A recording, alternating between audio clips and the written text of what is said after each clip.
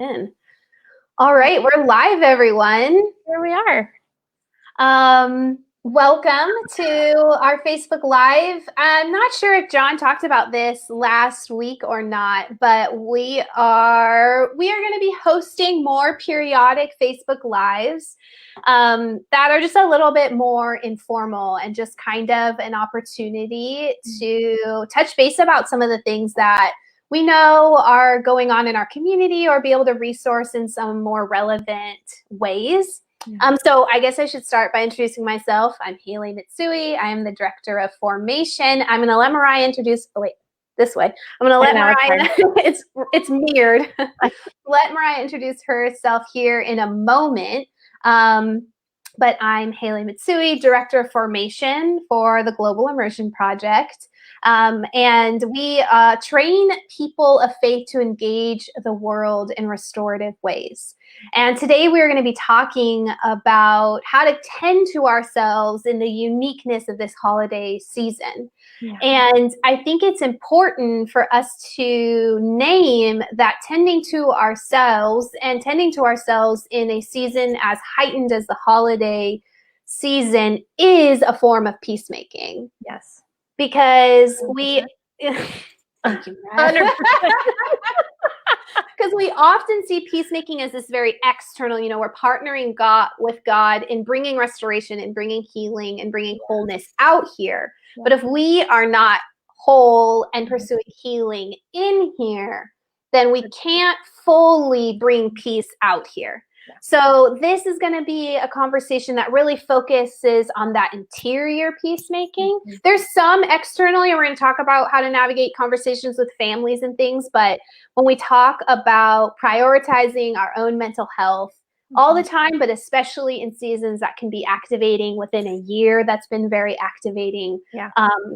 Tending to ourselves and our mental health is a really critical form of peacemaking. So 100%. With that being said, Mariah, welcome. Hi. I'm so happy to be here with you. I just have to say that Mariah is also one of my best friends. So we're having a great time here. So this is just like such a joy for me to get to have her share this part of her life and her practice with us. And she really is an expert at what she does. Wow. So I'm excited for you. Oh my gosh, you so are. Well, there's just like legal things around saying that I'm an expert in anything unless I'm like specifically true. So yes, I am like very experienced. This is my wheelhouse, but expert is like a... All right, we'll leave that to the academics. We'll leave that to those people. Anyways, Mariah, introduce yourself and tell us a little bit about how you're arriving into this conversation. So my name is Mariah McQueen. I am a licensed marriage and family therapist. I have a private practice in San Diego, California. I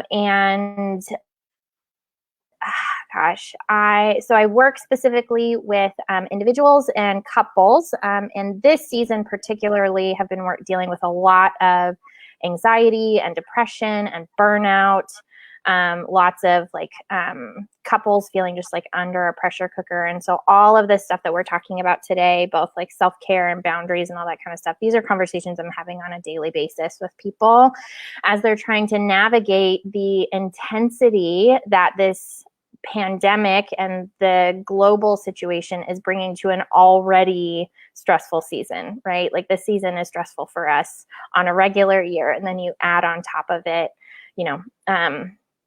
lockdown restrictions and job changes and, transitions of all kinds. And so all of this stuff is really having us take a deeper look into like, how do we actually care for ourselves when we're in seasons of distress, and how can we do that effectively? And then how is that affecting our relationships? So yeah, this is work that I'm doing all day long. Well, not all day long, but you know what I mean? Lots.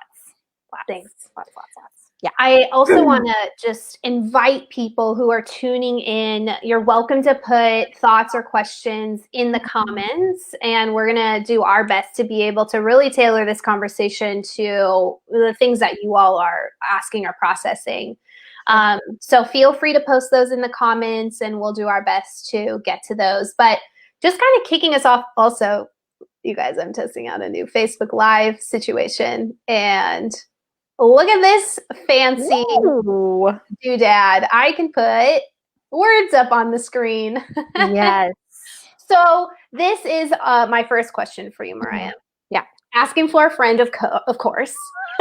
How do you set boundaries with family that have different COVID comfortabilities? Sure. I think that is like a question that is really difficult for people when we are very used to everyone just going home for the holidays. Yes. Yeah. Yeah. And I think there's also, not only is there going to be differences in what people want to do for the holidays in general, but then also each family is sort of deciding. I think this time around with lockdown and things like that, especially if you're in California, I feel like people like first time around lockdown, everybody was sort of on the same page. Like we're all doing this. And I feel like now because there's like a lot of fatigue happening around it, people are making different choices. And so there's going to be a lot of pressure, I would imagine, to, do things or not do things and things like that. So I think step one is definitely to check in with yourself and your family, because you can't set a proper boundary without deciding where those boundaries are for you in the first place.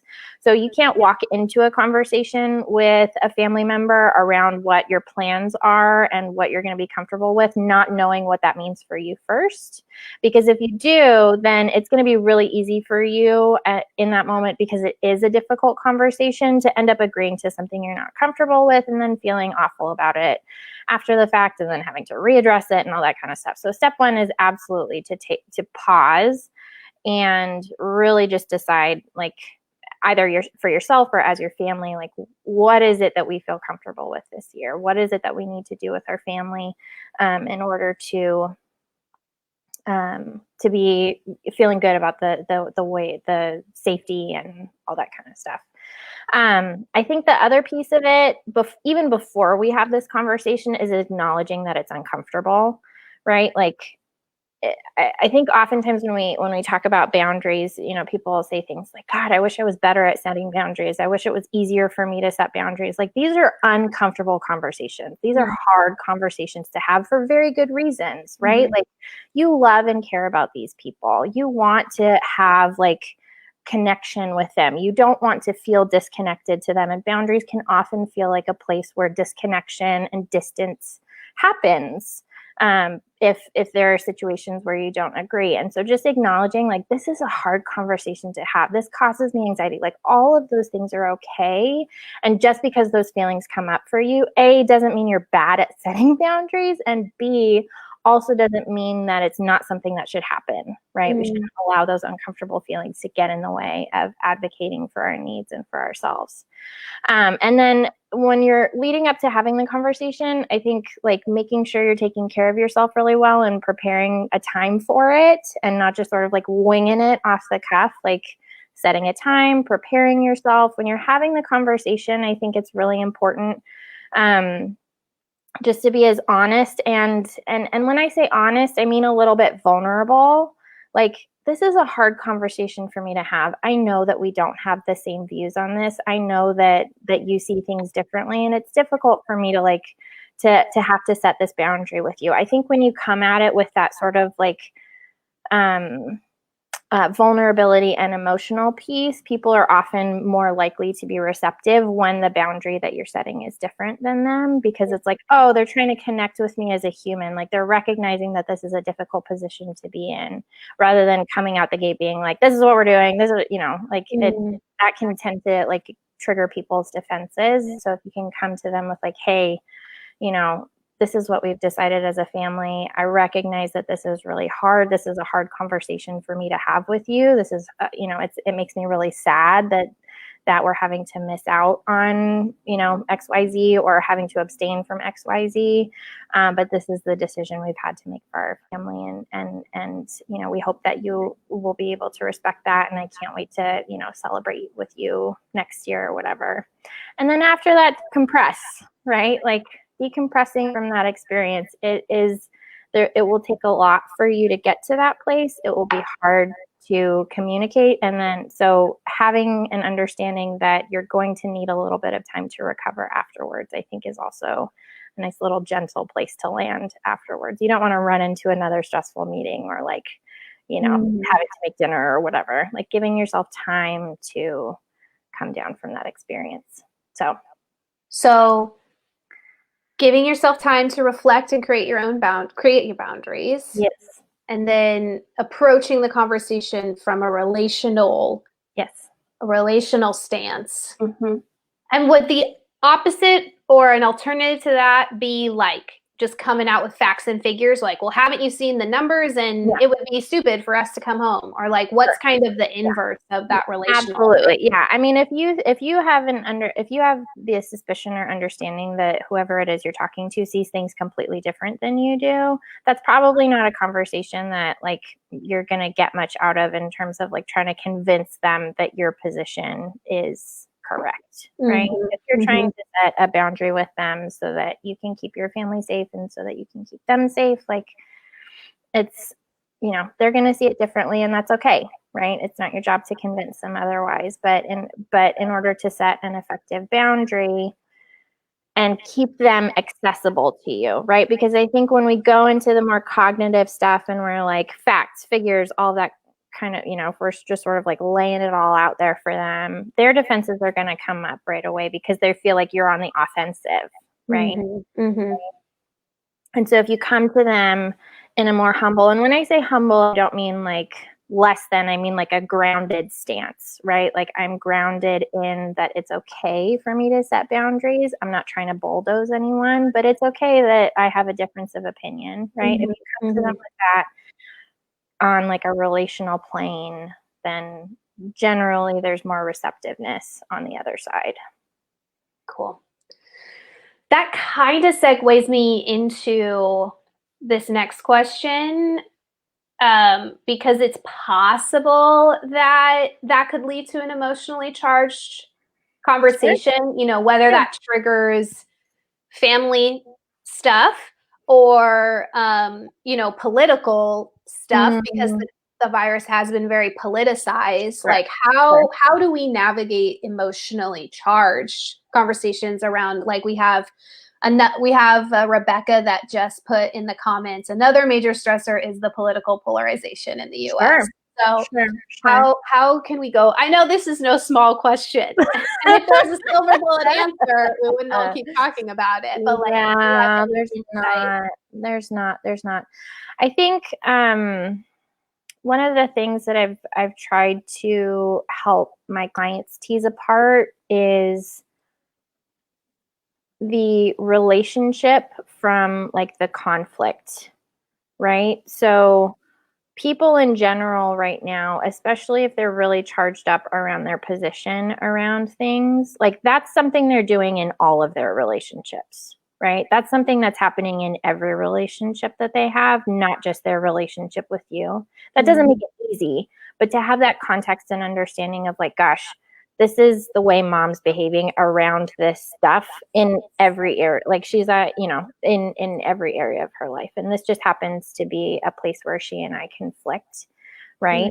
And so separate it. I think in doing so, you can kind of depersonalize it a little bit. Like this is mom doing her thing. We know and understand that like, this is what's happening for her. I can't change that or control it. Right? I can't change that. This is her position. And it's not my responsibility or job necessarily to convince her otherwise, but I can see her behavior for what it is. So when I'm interacting with it, if I can see it almost like you're watching a moving train, like a moving train, I don't have to jump on this train with you, right? Like mom's doing her thing. She's like in the whole political spin or whatever. I don't have to join into that with her. I don't have to jump on that with her. I can stay grounded in what I know to be true. Because I think in moments like that, what's hard is our anxiety will go up, and then we'll start to doubt ourselves. Like, oh gosh, do I believe the things that I believe? Or is it okay to have differences of opinion? Or is it okay that I advocate for myself here because of all of this defensiveness? And in some moments, like gaslighting is happening. It's hard to stay grounded in that. But if we can sort of take a step back and look at like, okay, this is what's happening for them.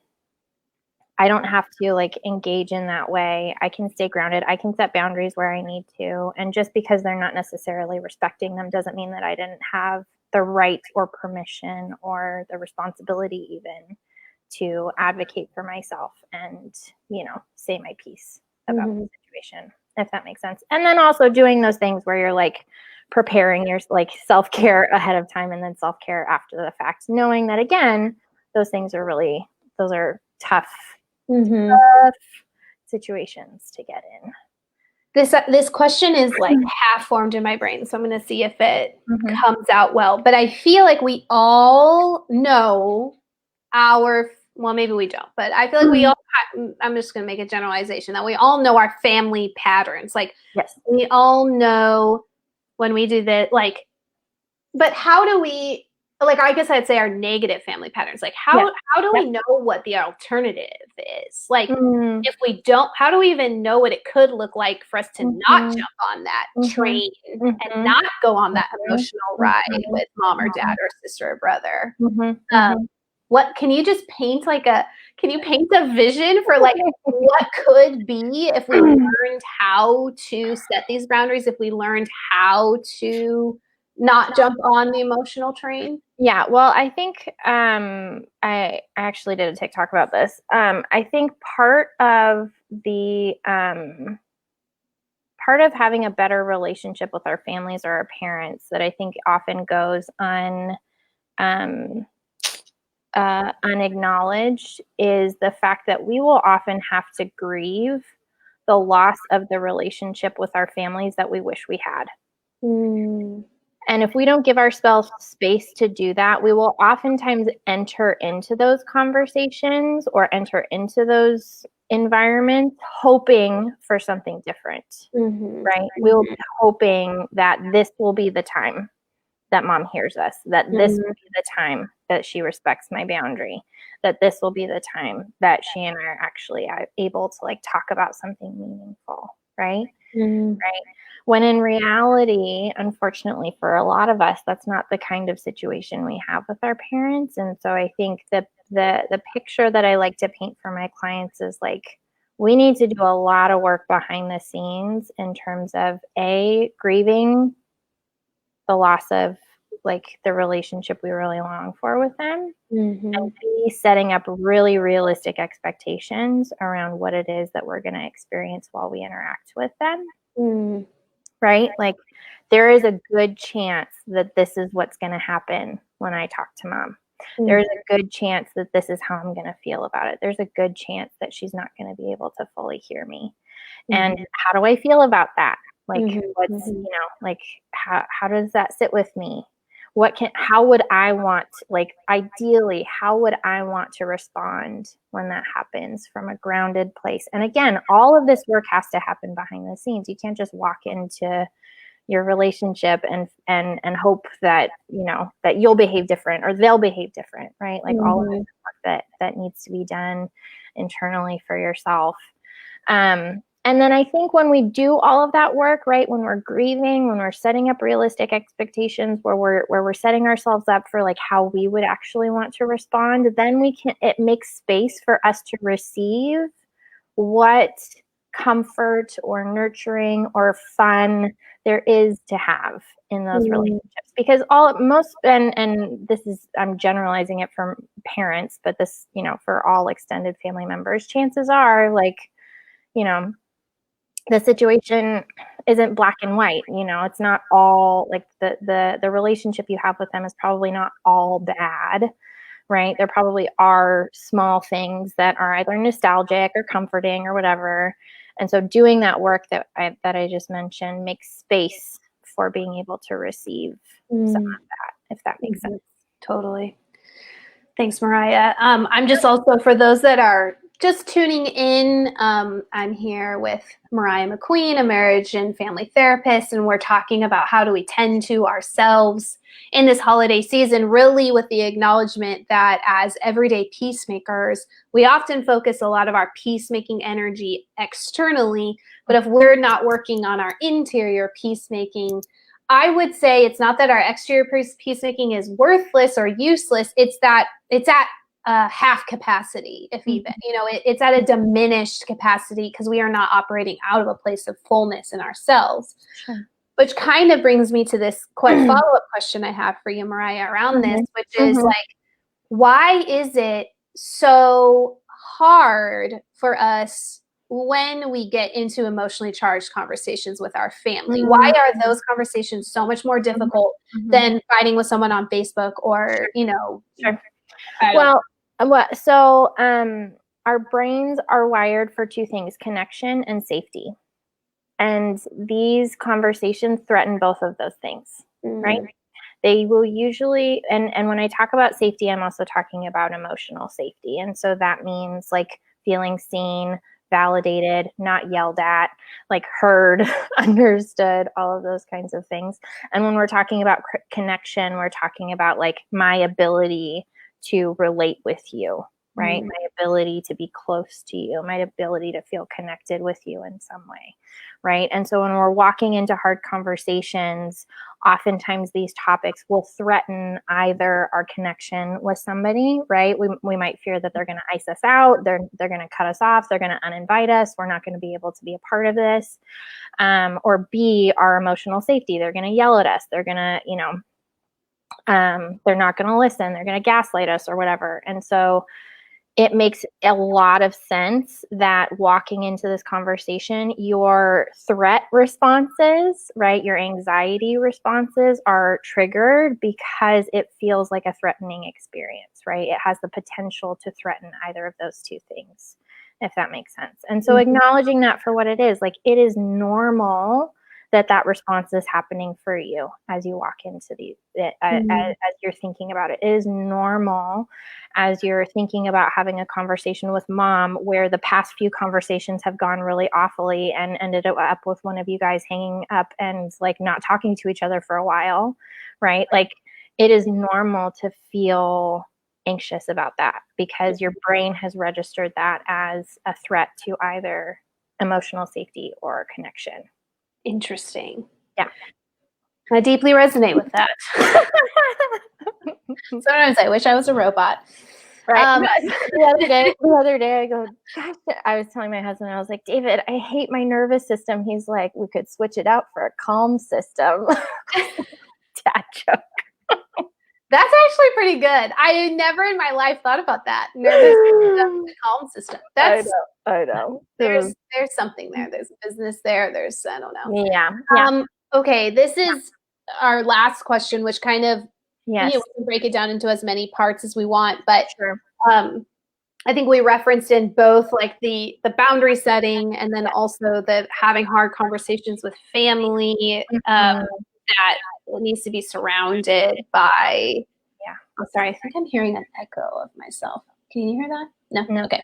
That it needs to be surrounded by this self-care. And I think that this season there is these increased levels of difficulty, like whether that's isolation, or another one that I was thinking about is like the happiest time of the year. And you're not happy, or just kind of I would just say kind of the all around bar of joy is just like a little bit lower, than it is some other times. I don't know. Maybe it's just me. No, you're not alone in that. I'm just curious, like how do we care for ourselves in the uniqueness of this holiday season? Sure. Well, and so if I could even take a step back on this from like going about how I think it is even more important for us to be checking in with ourselves and knowing our own capacity levels. Because what I need to take care of myself in this season is going to look very different from what you are going to need in this season. And I think so often, culturally, we're so programmed to be comparing ourselves to one another. And so we'll look to the person next to us and see that they're still like sending out Christmas cards and like buying gifts for everyone and like decorating their house like the first week of December or whatever. And we look at that and we're like, gosh, like I can't, like I'm barely surviving. Like how the heck could I be that organized to have all of that? You know what I mean? And so I think before like knowing how to take care of myself really comes down to like knowing what I as an individual need and what my capacity is, what my emotional capacity is, what my relational capacity is, time-wise, resources, all that kind of stuff. And then caring for myself from that place, not from what I see my neighbor doing or my coworker doing or my partner doing even, right? It is so personal. The care is so personal. And isn't going to be effective if we're caring for what what our neighbor might need. Sure.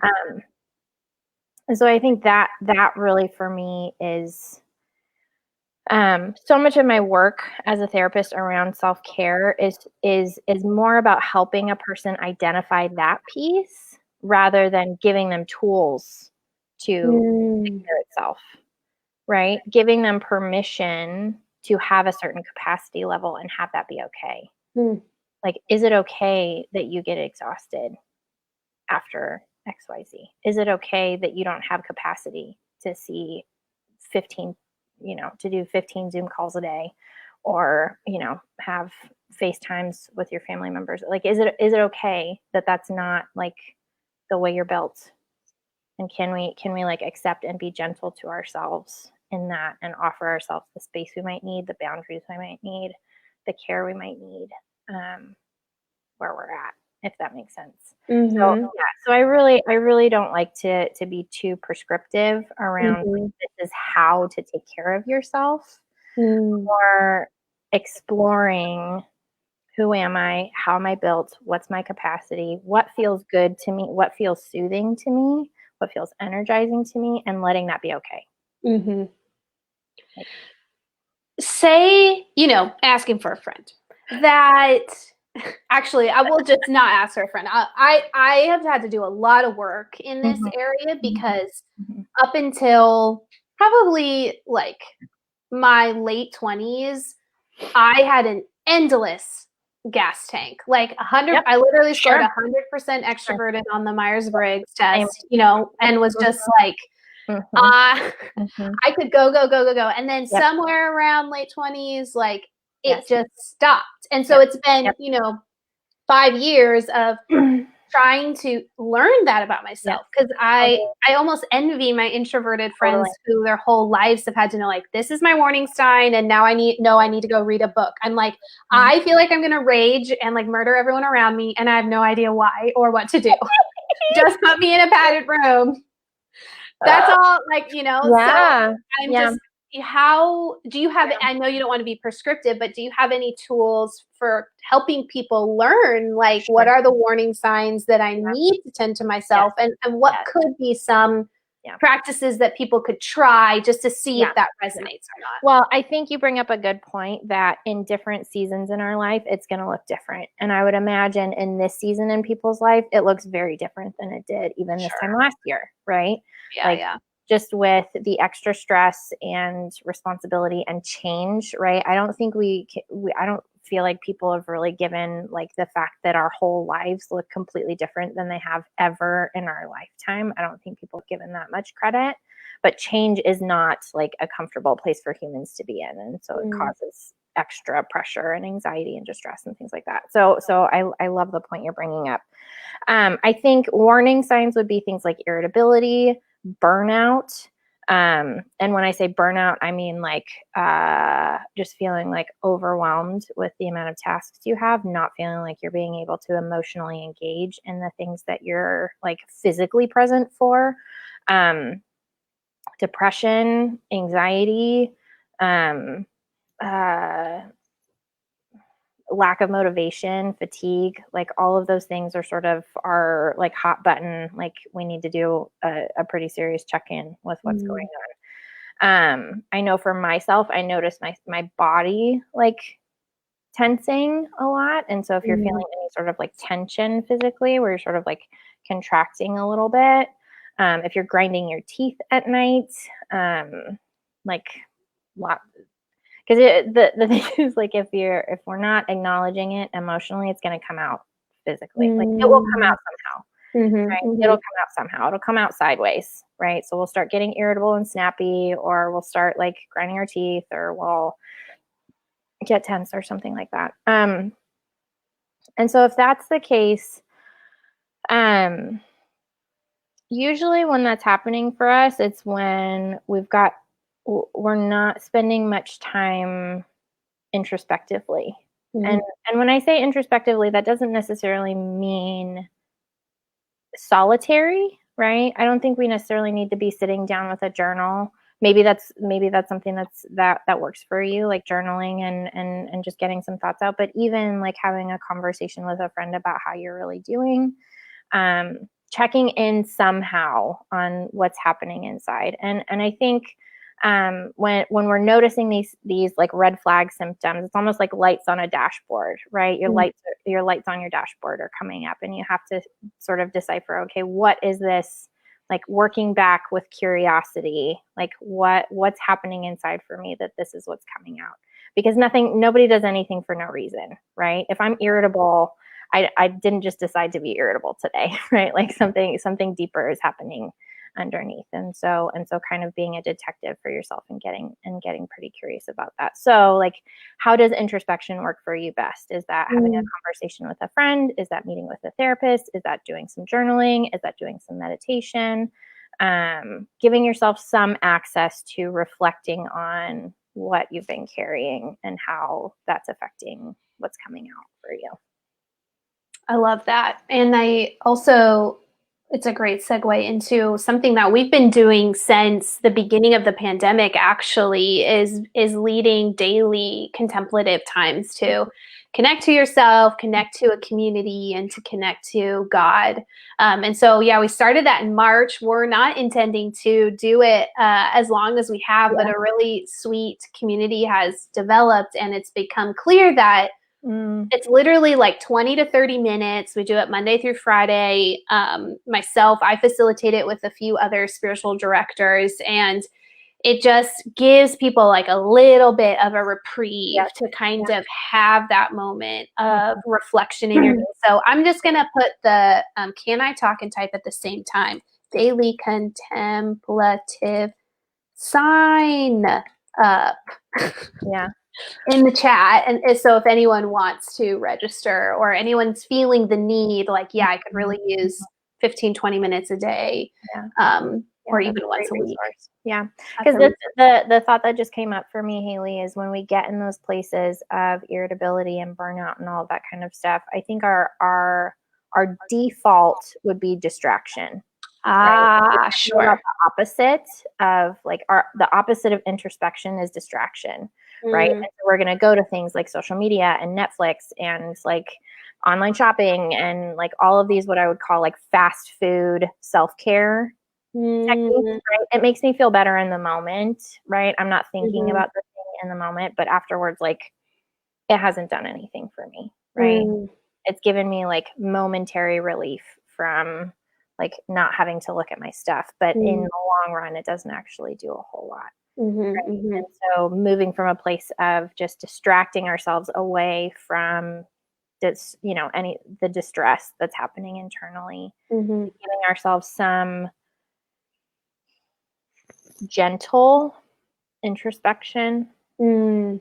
I think gentleness and compassion are hugely important in introspection, because if we're going in there criticizing ourselves and judging ourselves and blaming ourselves for things, doing negative self-talk, like that's not going to be a comforting place to go for us. And so gentle, compassionate introspection will help us figure out what it is that's happening internally and care for ourselves in the ways that we need it. Have you found in your practice, like obviously without oversharing, not that you would, but that isolation is more of an issue this year than it has been in past? People feeling isolated or lonely? People for feeling isolated? For sure. Yeah. What do you have any tools for navigating that? Yeah. Well, I think oftentimes what I'm hearing, feelings of loneliness will often go very closely hand in hand with anxiety or depression, which will typically get in the way of us reaching out. So depression will tell us that nobody cares and that nobody's thinking of us. And anxiety will say, like, I don't want to be a burden. I don't want to bother somebody. Right. And really get in the way of us, like, asking for what we need and getting, reaching out to the people that love us and care about us. And so I think it's helpful to name those things, right? Like, my anxiety right now is telling me that I'm going to be a burden if I reach out. My anxiety is telling me that. My depression is telling me that nobody cares about me, right? Because those aren't facts necessarily. That's just what the symptoms of those experiences, like the symptoms of anxiety or depression, will do. Those are very typical, predictable symptoms of anxiety and depression. And so naming it for what it is, my anxiety is telling me this, my depression is telling me this, and then choosing to take the step regardless of those, like, barriers, if that makes sense. Yeah. Right. Mariah, you've given me much to chew on, and I'm sure everyone who is watching this will watch this in the future. It will continue to be housed here on Facebook, so feel free to share the conversation with anyone you think it might be helpful for. But are there any just kind of final thoughts?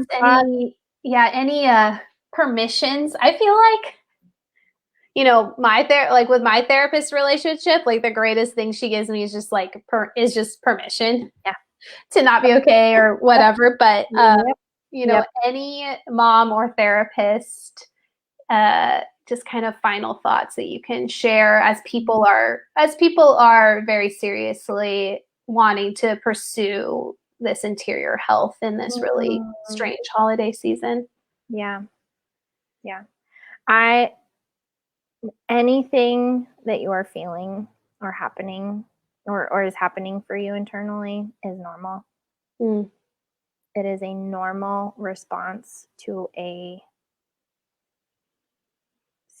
don't know if I can say shitstorm on here, but, like, go for it.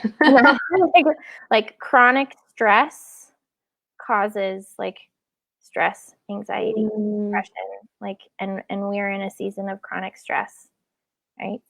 And I think as a culture, it's so frustrating, to see, like, you need to be taking advantage of this time that you have, blah, blah, blah. Like, it's so counterproductive. Like, we are in a season of stress. And so we have to be gentle in caring for ourselves in that place. Whatever it is that you're experiencing, I 100% guarantee you that it is normal and that it is a natural response to a season of chronic stress, period. I don't know a single person who is doing well right now. Right? And that's just a fact of like the current season that we're in. I don't know a single person who's, like, thriving, doing great, having the best time of their life. Like, it's just not out there right now. And it makes sense because we're in a global pandemic. Right? And so not underestimating that for yourself, not expecting yourself to, in spite of, right? Things, like, whatever it is that you're experiencing right now is a normal, natural. I would be more worried if you weren't having a hard time. I would be so much more worried if you weren't having a hard time than the fact that right now is difficult. It should be difficult. This should not feel normal to us, and that's okay. Thanks, Mariah. Thanks for that word. How can people? Yeah, that's a word. Rewind that. Re-listen to that. Put it on a little tape. Listen to it before you go to bed. Yeah. How can people stay connected to you, Mariah? I have your website, but you could put your Instagram or TikTok in the comments. I don't see where there are comments on mine. Oh, well, maybe it's just only I can see it. Anyway, can I put your website in there? Yeah, so my website is mariahmcqueen.com. Got it. And my Instagram handle is Mariah McQueen MFT. My TikTok handle is also Mariah McQueen MFT, and I post to those things usually a couple times a week, so that's a really fun way to interact. Yeah, I'm not currently accepting clients for right now. I will be accepting clients later in January. If anyone is interested in, you have to be based out of California, but I'm doing specifically online therapy right now until we have guidelines for how to meet with people. Yeah, awesome. Small office. So, well, anyways, yeah. So just love to hear from anybody. Yay. Okay, I just put your website and your Instagram. I couldn't think quick enough to do your TikTok, but I will do that retroactively. It's the same Okay. handle. Okay. I also want to just end by thanking our Embers community, which is our community of monthly donors. They are why we are able to do so much of what we do for free. And we're also currently in our end of year fundraising, trying to secure 50 new reoccurring donors. And so if you would like to do that, even starting at $10 a month, I'm going to put the link in the comments right now as well to become a monthly donor. It's a sweet little community. We have a Facebook group and an online training portal. And we get to be in community together, as well as just knowing that you are funding the Everyday Peacemaking movement. So please do consider becoming a monthly donor at that link in the comments down there. And just again, thank you so much, Mariah, for sharing your wisdom. For having me anytime. So grateful for your wisdom. And I am grateful for what I feel like is a collective awakening, that not that we tend to ourselves in lieu of tending to the world, but that tending to ourselves is integral in tending to the world. And so grateful to have folks like you to learn from as we grow in that journey. So thanks so much. Thanks for having me, Haley. Merry Christmas. Merry Christmas.